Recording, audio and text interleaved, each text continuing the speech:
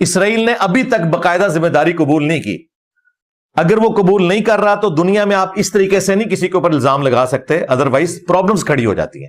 ہاں اسرائیل کہتا ہے نا ہم نے مروایا ہے, تو پھر پاکستان نے بائی نیم اس کی مذمت کرنی تھی. باقی میں اس حق میں نہیں ہوں کہ جب تک کوئی ملک آن نہیں کر رہا آپ اس کے اوپر الزام لگا کے تو بیان جاری کر دیں صرف پبلک کو خوش کرنے کے لیے. اس طرح دنیا میں معاملات نہیں چلتے. مرزے کی بات کا حاصل یہ ہے کہ اسماعیل ہنیہ رحمہ اللہ کے متعلق چونکہ اسرائیل نے ذمہ داری قبول نہیں کی, اس لیے اسرائیل پر الزام نہیں لگایا جا سکتا جب تک وہ اس کو آن نہیں کرتا اور اس کی ذمہ داری نہیں لیتا.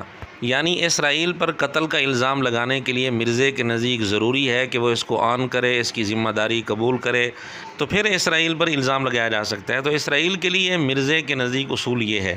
لیکن جب صحابہ کی بات آتی ہے, بغیر کسی ثبوت کے نامزد کر کے مرزا قتل کا الزام لگا رہا ہوتا ہے, جبکہ ثبوت آج تک مرزا پیش نہیں کر سکا.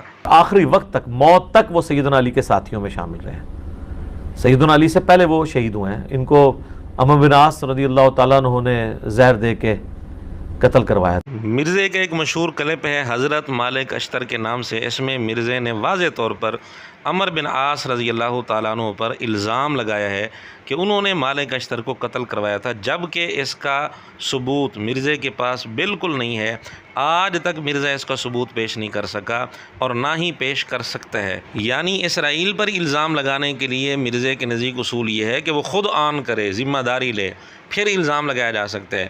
ادھر صحابی رسول پر الزام لگانے کے لیے مرزے کے نزدیک اصول یہ ہے بغیر ثبوت کے بھی الزام لگایا جا سکتا ہے. وہ خود آن کرے, یہ تو بڑی دور کی بات ہے, ثبوت بھی کوئی نہیں ہے, بغیر کسی ثبوت کے آج تک مرزا اس کا ثبوت پیش نہیں کر سکا. اب بھی اگر مرزا اور اس کے شاگردوں کے پاس کوئی ثبوت ہے تو پیش کر دیں.